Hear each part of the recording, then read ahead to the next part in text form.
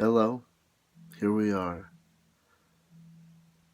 A New Jersey night in a basement. A little Darth Vader statuette given to me on a Christmas day, serving to draw my eyes away from the natural tantalizing screen, closer to the camera's eye, in an attempt to make a video that is just slightly less disconcerting visually. I want to talk to you today about a transformative experience, a positive experience that I experienced in my life. And I want to specifically talk about it because it was unique for me. Normally, when we think of transformative experiences, experiences that bring us out from one state into another, in a positive way. Oftentimes we're reminded of like flashes of enlightenment, or the guru on high brings the devotee from low up, or the flash of inspiration from up high or from outside comes in and transforms us. But I was once transformed, undeniably for the better. I grew undeniably out from a center. But the inspiration, that drive towards growth, did not come from outside, did not come from up on high, bringing me up. It came from a very base aspect of myself, right? The seed that grew towards transformation, it's not the story of sunlight coming down and breaking through my barriers. It was the product of my barriers, my natural barriers, one doesn't want to use terms like negative, but my self-centeredness was the origin point of a transformative experience that defeated my own self-centeredness. Before I lose you all in metaphysical mumbo-jumbo, before it gets too abstract, let me just tell you what I'm talking about in simpler terms. On August 29th, 2011, I became a father. I became a father of twin girls.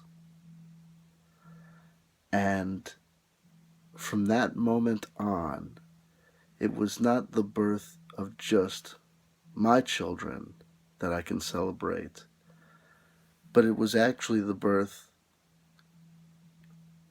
the making real, the making whole, really of all womankind. And it didn't come from a flash of inspiration from external, from outside. It came from my natural self-centeredness, my natural egoity. All of a sudden, part of me, in a very real way, was feminine, was female. Let me take you to before my children were born. Making these videos, you have a choice. You can be guarded, you can be structured, you can watch out for too much revelation that would make you seem bad, could be taken out of context, could be used against you.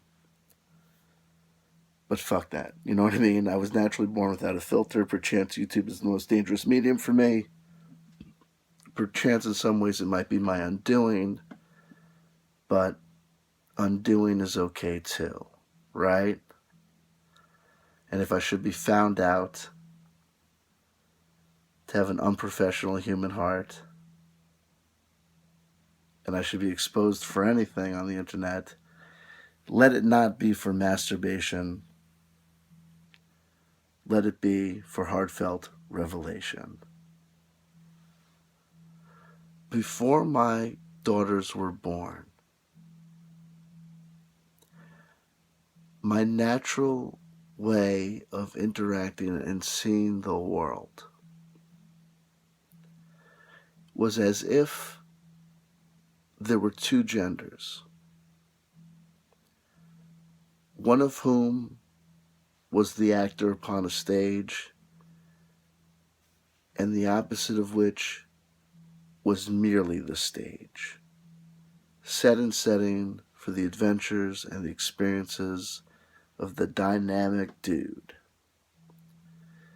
I saw life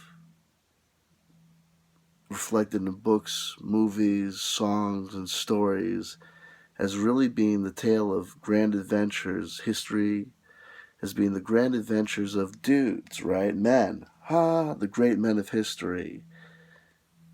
And women were just the prize, the thing, the object, the reflection. I really did see the world that way.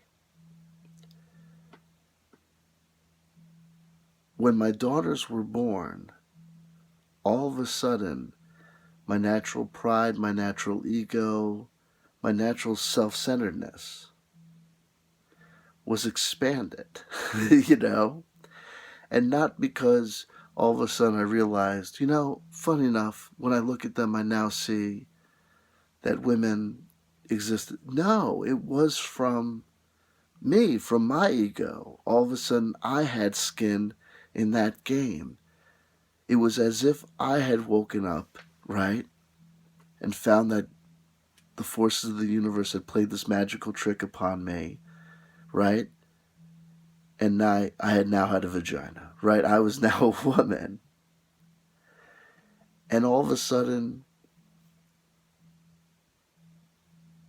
that natural egoic response flowered out into the exact same revelation that I think I would have gotten or could have gotten from holy inspiration.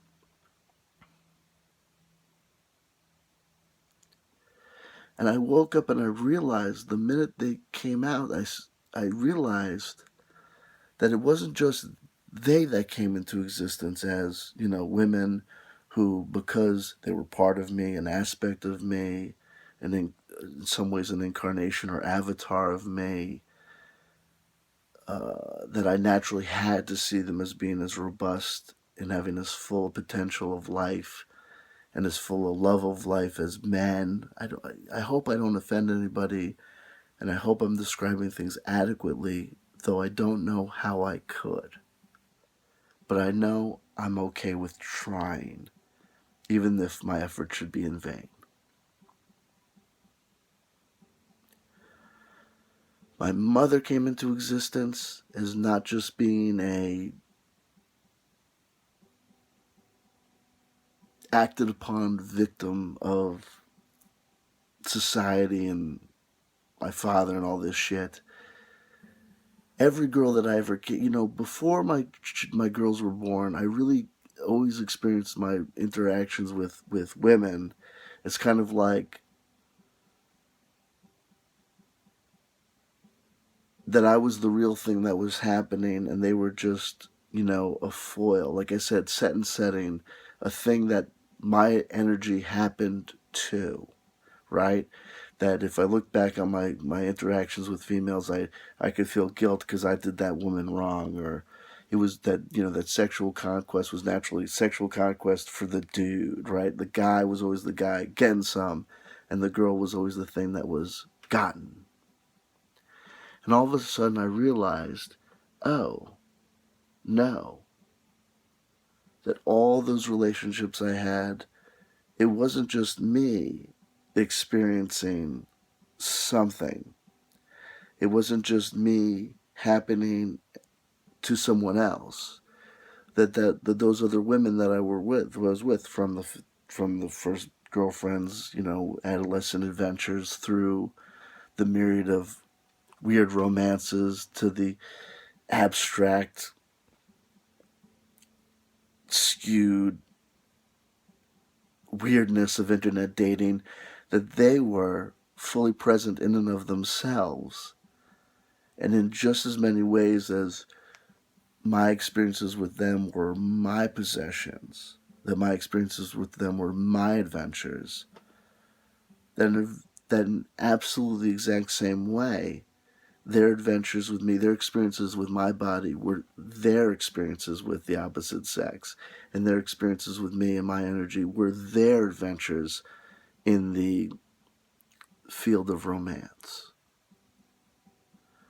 That it was foolish and foolhardy for me to think that I was just saying that happened to these girls and I could feel guilty because I lied, or I could feel righteous because, and that they had as much authority and as much authorship of those experiences I did. It literally was like, I can't, it feels self-conscious to describe and to say the previous state before my girls were born. Because I know that, I mean, I, that it doesn't speak well of me to say that at 35 years old, before my girls were born, I was still so mired in that kind of macho caveman mentality of thinking that, right? I don't think I can speak well to your intellects, audience, and get to where I want to go. I guess I gotta kind of speak to your heart space and say, whether you're looking at it from the all the ladies, no, the men, yeah, you know what I'm talking about. Maybe. But I'm willing to testify to that ignorance because it's the only way that I can explain the gnosis or knowledge that came. And the point is to explain how that gnosis came not from outside. Like I said, it came from that contraction, that belief that, that I was what was going on and I was what was happening. When my girls were born, they gifted so much to me. My mom became real, my aunts became real, all the girls that I was with, all of a sudden I was like, holy shit, like all those relationships, it was both the positive aspects of them and the negative aspects of them. It was like they were doubled, right? Like it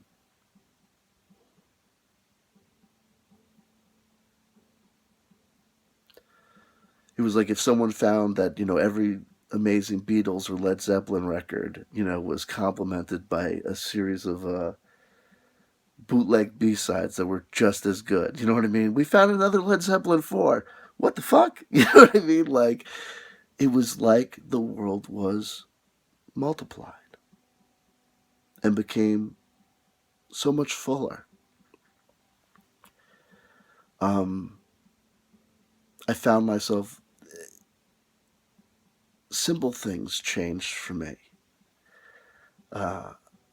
Whenever I was playing video games, I always used to, sometimes video games will give you a choice. They'll give you some volition in how your avatar, how your little character that goes throughout the world appears and is. Some games will allow you to choose a male character or a female character.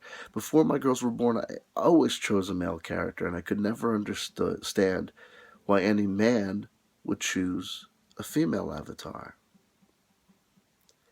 It always seemed to me like, well, if I wanted to look at a woman, I would, look at, pornography or something like, or, something, like something real. Like, why would I look at a computer generated woman? It didn't make sense to me. But ever since my girls were born, I swear to God, I've never in a video game where I'm given the choice between a male and female character, I've never once chosen a male character. I all of a sudden really had a desire to see a female killing the dragon, shooting the alien, as simple as that may be. As childish as it may seem to have an adult male who's got children still playing video games, hey, times change, you know? Times change. And we change.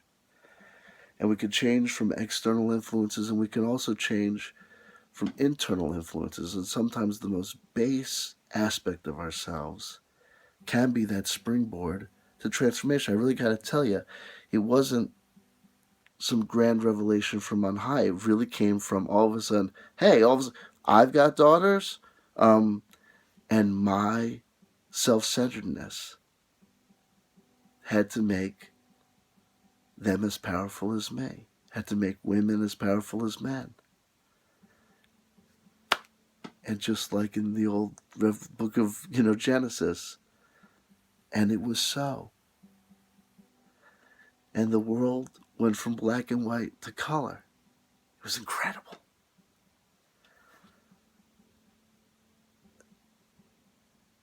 And my wife came into focus. It was just amazing.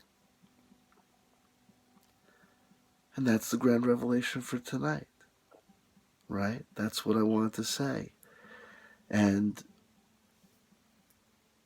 we're going to talk, I think we're going to be doing a series of videos about how the fact that in our lives, we oftentimes strive for, we often, I guess, feel like if we can find like the Buddha say, like right action, right speech, right thought. What is right action, right speech, and right thought? When a man's self-centeredness and ego can be the transformative seed that actually leads to the gnosis that there's no weaker gender, there's two equal forces, You can't have the light without the dark, you can't have the dark without the light.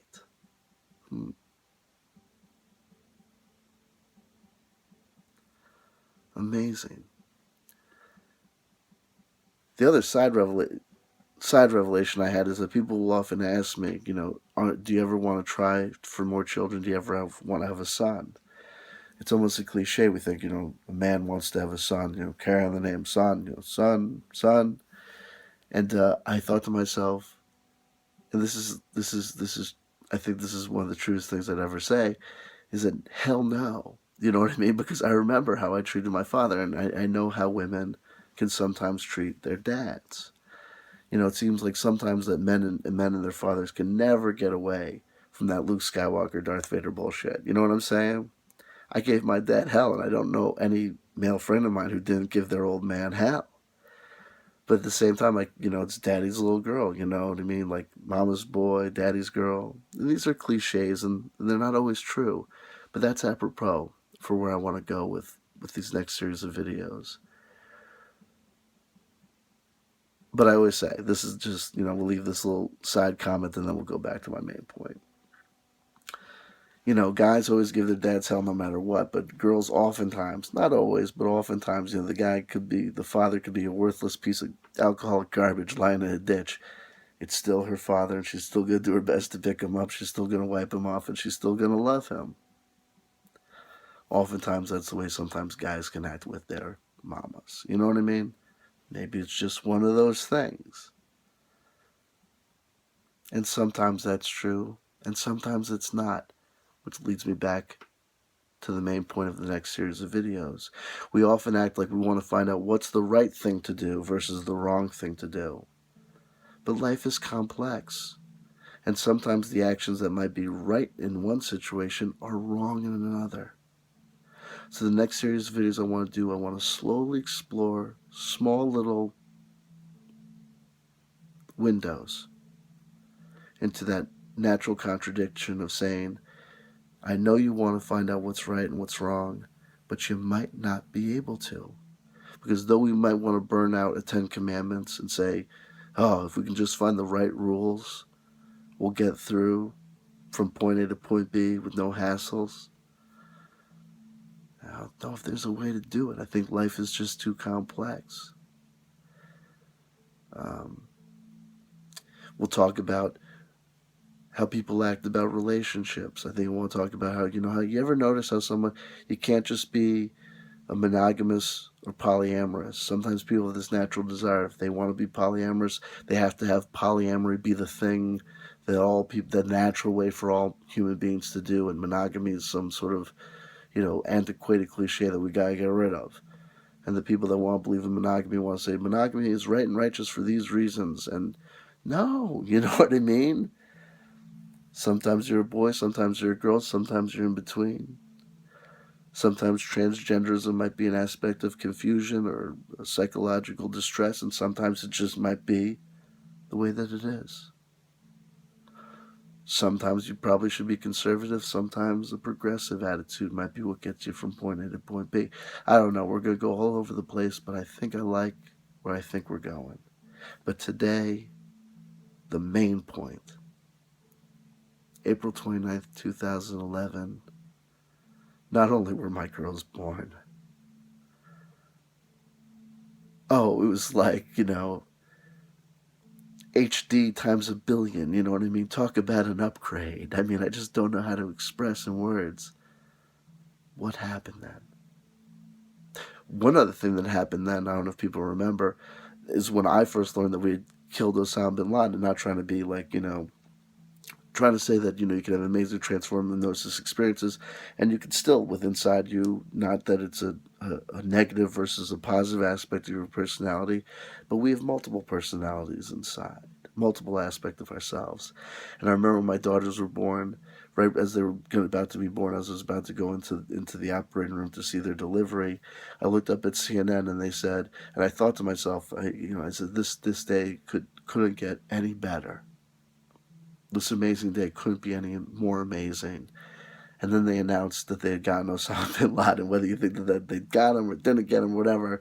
But it was just too perfect a moment. I was like, I literally thought to myself, this day couldn't get any better. And they were like, we got Osama bin Laden. And I was like, Yahtzee! I mean, it was just this amazing bonus. I mean, it was just talking about, you know what I mean, extra spin. I mean, it was just great. Not that you'd want to celebrate anybody's death, but hey, some people seem like bad guys. Sometimes. And sometimes somebody's rebel is somebody else's freedom fighter. Somebody's terrorist is somebody else's liberator. Interesting stuff. Right and wrong. Men and women. Light and dark. What's the positive and what's the negative? And hey, maybe we should think about it like batteries, right? You can't have one without the other. Life is beautiful. I'm so happy to have been able to spend this time with you. I look forward to spending more time with you in the future. I love you all. Peace be upon you.